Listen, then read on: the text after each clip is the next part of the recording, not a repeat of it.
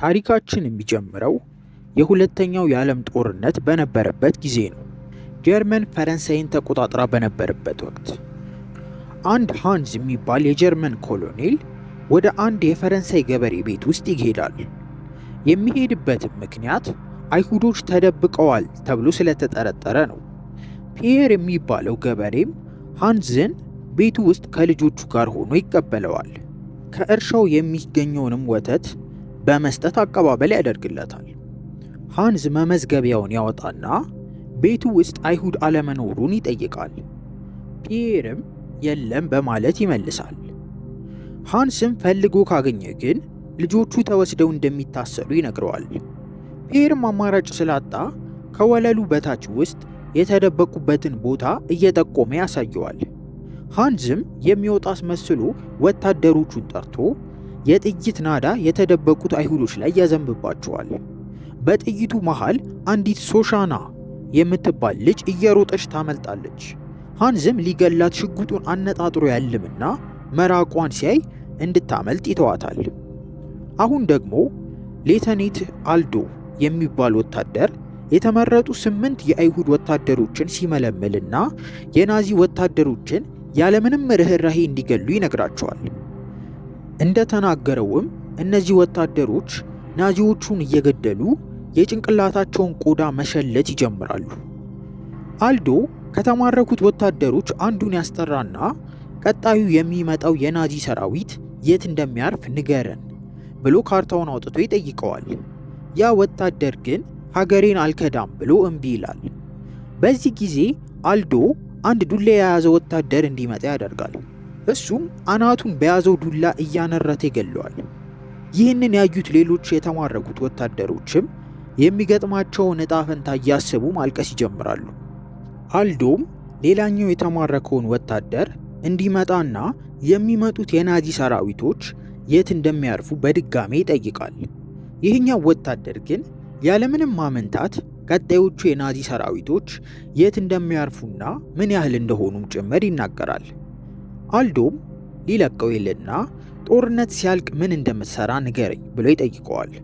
ወታደሩም ጦርነቱ ካለቀ በኋላ የወታደርነት ዩኒፎርሙን አቃጥሎ እንደሚጠለው ይናገራል። አልዶም ይህንን ሲሰማ ናዚ መሆንህን በሰው ፊት መረሳት የለበትም፣ ስለዚህ ማስታወሻ እሰጥሃለሁ ብሎ ግንባሩ ላይ በናዚ አርማ እየቀደደ ይነቅሰዋል። ከ4 ዓመታት በኋላም ሾሻና ስሟን ቀይራ ከሞቱት ወላጆቿ በወረሰችው የፊልም ቲያትር ቤት ማስታወቂያ እየለጠፈች እያለ አንድ ፍሬድሪክ የሚባል የጀርመን ወታደር ስለ ፊልም ያወራታል። እሷ ግን ወላጆቿ በጀርመኖች ስለተገደሉ ውስጧ ለጀርመኖች ጥላቻ ስላለው ፍሬድሪክን ለማውራት ፈቃደኛ አልነበረችም። በቀጣይ ቀን ሾሻና ካፌ ውስጥ ተቀምጣ እያለ ፍሬድሪክ ከሩቅ ያያትና ካለችበት ካፌ ገብቶ ይቀላቀላታል። ሾሻና ግን ለማውራት ፈቃደኛ እንዳልሆነችና እንዲተዋት ትነግረዋለች። ይህን እያወሩ ያለ የጀርመን ወታደሮች ይመጡና ፍሬድሪክን እንደ ባለስልጣን የሆነ አቀባበል ያደርጉለታል። ሾሻናም ይህን ታይና ማነህ ብላ ትጠይቀዋለች። ፍሬድሪክም የጀርመን አልሞ ተኳሽ ወታደር እንደሆነና በአንድ ወቅት ብቻውን 300 የሚሆኑ የጠላት ወታደሮችን እንደገደለ ይነግራታል። እናም በሰራው ጀብዱ ምክንያት ፊልም እየተሰራለት እንደሆነም ይነግራታል። ሾሻናም ይህንንም ብትሰማም እንኳን ከሱ ጋር ለመሆን ፈቃደኛ ስላልሆነች ጥላው ትሄዳለች። በቀጣይ ቀንም ሾሻናን 2 የጀርመን ወታደሮች መጥተው መኪናው ውስጥ እንድትገባ ያስገድዷታል። እሷም ከመኪናው እንደወረደች ወደ አንድ ትልቅ ሬስቶራንት ይወስዷታል። እዚያም ከፍሬድሪክ ጋር ትገናኛለች። ፍሬድሪክ በሾሻና ቲያትር ቤት ውስጥ ስለ እሱ የተሰራው ፊልም እንዲለቀቅ ከጀርመን ባለስልጣኖች ጋር እያወራ ነው። ባለስልጣናቱም በፍሬድሪክ ሀሳብ ይስማሙና ሊለያዩ ሲሉ ሾሻናን ከኋላዋ አንድ ሰው መጥቶ ያገኛታል። ሾሻናም ሰውየውን ዞር ብላ ስታይ ሃንዝ ሆኖ ታገኘዋለች። ሾሻናም ከወላጆቿ ገዳይ ጋር ፊት ለፊት በመገናኘቷ ልቧ በድንጋጤ መምታት ይጀምራል። ሃንስ ግን ወላጆቿን ሲገድል እሷን በቅርብ ርቀት አይቶ ስላላስተዋላት ስለ ቲያትር ቤቱ ብቻ ጠይቋት ይለያያሉ። ሾሻና ናዚዎቹ ቲያትር ቤቷ ውስጥ መምጣታቸውን ስላወቀች ወላጆቿን ለመበቀል ተቀጣጣይ የሆኑ የድሮ ፊልም ሲዲዎችን በመጠቀም ቦታውን ለማፈንዳት ትዘጋጃለች። በኢንግላንድ ውስጥ ደግሞ ይህ ዜና ስለደረሳቸው ሌተናንት አርቺ የሚባል ወታደር ራሱን ጀርመን አስመስሎ ወደ ቲያትር ቤት ውስጥ ገብቶ ቤቱን እንዲያፈነዳው ትዕዛዝ ይሰጠዋል።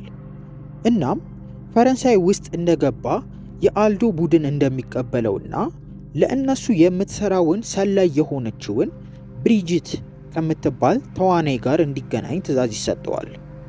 አርቺም ፈረንሳይ እንደደረሰ ከአልዶ ሰዎች ጋር የጀርመን ወታደር ልብስ ለብሰው ብሪጅትን ለማግኘት ወደ አንድ ምድር ቤት የሚገኝ ባር ይሄዳሉ። ውስጥም ሲገቡ ብሪጅት ከጀርመን ወታደሮች ጋር እየተጫወተች ያገኟታል።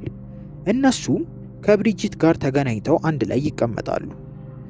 አርቺ ቦታውን ቶሎ ለቀው እንዲወጡ ሐሳብ ቢያቀርብም ቶሎ መውጣታቸው ሊያስጠረጥር ስለሚችል ትንሽ እንዲቆዩ ብሪጅት ሐሳብ ታቀርባለች። እነሱም ተቀምጠው እያለ አንድ የሰከረ የጀርመን ወታደር አጠገባቸው ይመጣና መረበሽ ይጀምራል። አርቺም በዚህ ተናዶ ከነሱ ለቆ እንዲጠፋ እየተቆጣው እያለ አንድ ከሩቅ ይህን ሲከታተል የነበረ የጀርመን ባለስልጣን ይመጣና ጣልቃ ይገባል። ነገሮችንም አረጋግቶ ከአርቺ አጠገብ ይቀመጣል። ከእነሱም ጋር ለመጫወት ፈልጎ ተቀምጠው እያወሩ እያለ መጠጥ እንዲያዙ አስተናጋጁ ሲጠይቅ አርቺ 3 አምጣልን ብሎ በጣቱ ይጠቁማል። ያም ወታደር ጀርመኖች 3 ሲጠቁሙ እንደዛ ስላልሆነ አርቺን ይጠረጥረውና ከጠረጴዛው ስር መሳሪያ አውጥቶ አርቺ ላይ ይደቅንበታል። ይህንን ያየው አርቺም ከጓደኛው ጋር ሆነው መልሰው ወታደሩ ላይ ይደቅኑበታል። አርቺና ወታደሩ ተኩሰው ይገዳደላሉ። ባር ውስጥ የነበሩት ሌሎች ወታደሮቹ መልሰው መተኮስ ይጀምሩና ከአንድ ወታደር በስተቀር ሁሉም ይሞታሉ። አልዶ መጥቶ ወታደሩን የተረፈ ሰው እንዳለ ይጠይቀዋል። ብሪጅትም ይህንን ስትሰማ አለሁ ብላ ትጮኻለች። አልዶ ለወታደሩ መሳሪያህን አስቀምጠህ የምትሄድ ከሆነ ቦታውን አናፈነዳውም፣ አንተም በህይወት ትኖራለህ ይለዋል። እሱም በሐሳቡ ተስማምቶ መሳሪያውን ልክ እንዳስቀመጠ ብሪጅት ደረቱ ላይ ተኩሳ ትገለዋለች። ብሪጅት በተኩሱ ምክንያት እግሯ ተመቶ ስለነበር ወደ አንድ ሐኪም ቤት ሄዳ ከአልዶ ጋር ማውራት ይጀምራሉ። ለአልዶም ወደ ቲያትር ቤቱ ገብታ ቦታውን የማፈንዳት ሚሽን እንደተሰጣት ትነግረዋለች። እናም ሂትለርም ወደ ቲያትር ቤቱ ሊመጣ ስለነበር ትልቅ ተልዕኮ ነበር ይሄ። እሷም ወደ ቦታው የሚያስገቡ 3 ቲኬቶችን ይዛለች። ግን አብረዋት ሊገቡ የታሰቡት ሰዎች በቅድሙ ተኩስ ስለሞቱ እቅዱ እንደከሸፈ ትናገራለች። አልዶም በድፍረት እሱና አብረውት የነበሩት ወታደሮች እነዚያን ሰዎች ወክለው መግባት እንደሚችሉ ይናገራል። ሃንዝ ደግሞ ወታደሮቹ ወደ ተገደሉበት ባር ይገባና ቦታውን ሲመረምር የአንድ ሴት ጫማ ያገኛል። ከጫማው አጠገብም የብሪጅት ፊርማ ያለበት ወረቀት ያገኛል። በዚህም ምክንያት ብሪጅትን ለዚህ ጉዳይ ተጠርጣሪ አድርጎ ይይዛታል። አሁን ብሪጅት፣ አልዶ እና አብረውት የነበሩት ወታደሮች የቲያትር ግብዣው ተካፋይ በመምሰል ሱፍ አድርገው ይገባሉ። ውስጥ ሲጠብቃቸው የነበረው ሃንስ አልዶንና ብሪጅትን ሰላም በማለት ይገናኛቸዋል። እናም እግሯንም አይቶ ምን ሆነሽ ነው ብሎ ይጠይቃታል። እሷም ተራራ ስወጣ ነው የወደቅኩት በማለት ትመልሳለች። ብሪጅት ከሃንስ ጋር እያወራች እያለ አብረዋት የነበሩት 2 ሰዎች ግን ወደ ሲኒማው ዘልቀው ይገባሉ። በጀርመኖች የተከበቡት 2 ወታደሮች ደንግጠው በቀስታ እየተራመዱ ወደ ወንበራቸው ይቀመጣሉ። እነዚህ ወታደሮችም እግራቸው ስር ቦምቦችን አስረው ነው ያሉት። ሃንስ ደግሞ ብሪጅትን ላዋራሽ በማለት ወደ አንድ ክፍል ይወስዳታል። እሷም አብራው ሄዳ ከተቀመጠች በኋላ እግርሽን አምጪ ይላታል። እሷም እግሯን ከሰጠችው በኋላ ጫማዋን ያወልቅና ባሩ ውስጥ ያገኘውን ጫማ ያጠልቃል።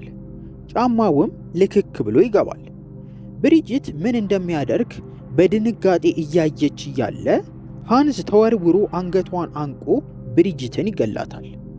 እሷንም ከገደለ በኋላ ስልክ ደውሎ አልዶ እንዲያዝ ያደርጋል። አልዶም ታፍኖ ወደ አንድ ቦታ በመኪና ይወሰዳል።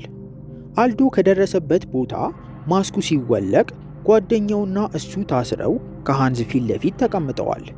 ሃንዝም እናንተን አሁን መግደል ችላለሁ፣ ግን ጦርነቱ እንዲያልቅ ከተፈለገ ቦምቡ መፈንዳትና ሂትለር መሞት አለበት ይላል።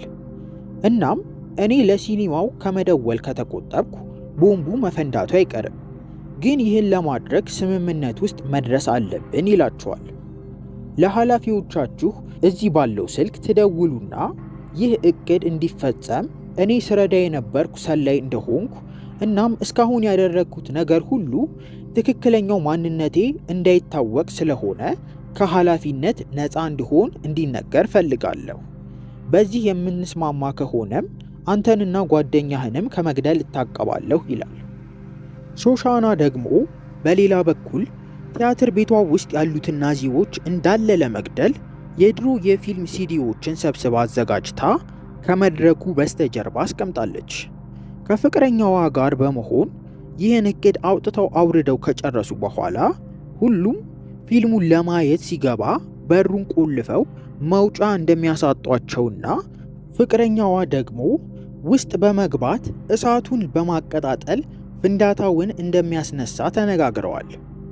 ፍሬድሪክ ፊልሙን እያየ ሾሻናን አጥብቆ ፈልጓት ወደ መቅረጫ ክፍሉ ይሄዳል። እሷም እቅዷን ያበላሻል ብላ ስላሰበች ሄደህ ፊልሙን እይ ትለዋለች። እሱ ግን ፈቃደኛ ስላልሆነ አልሄድም ይላል። የገባበትንም በር ሊዘጋው ሲል ከጀርባው በሽጉጥ ተኩሳ ትጥለዋለች። እሱም መሬት ላይ ወድቆ እያቃሰተ እያለ ተጠግታ ልታየው ስትል ይዞርና ሽጉጡን አውጥቶ ይገላታል። በዚህም ምክንያት ሁለቱም እዛው ይሞታሉ።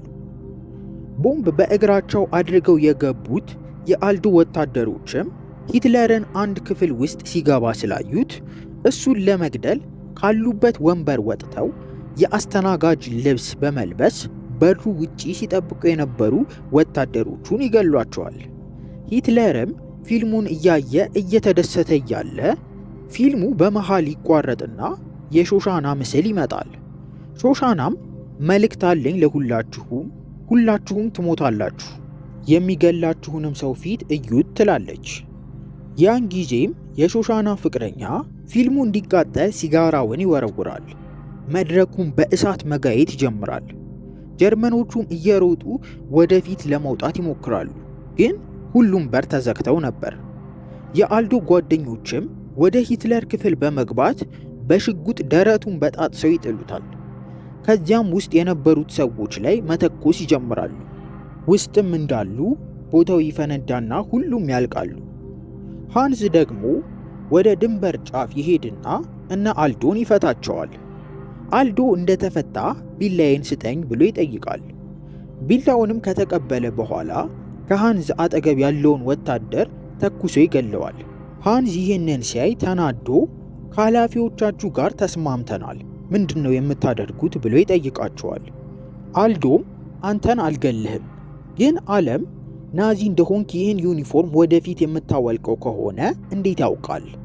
ስለዚህ አንድ የማይወለቅ ማስታወሻ ሰጥሃለሁ ይለውና አስተኝቶ ግንባሩን በያዘው ቢላ በናዚ አርማ መቅደድ ይጀምራል። ይህንንም እያየን ታሪካችን ያበቃል።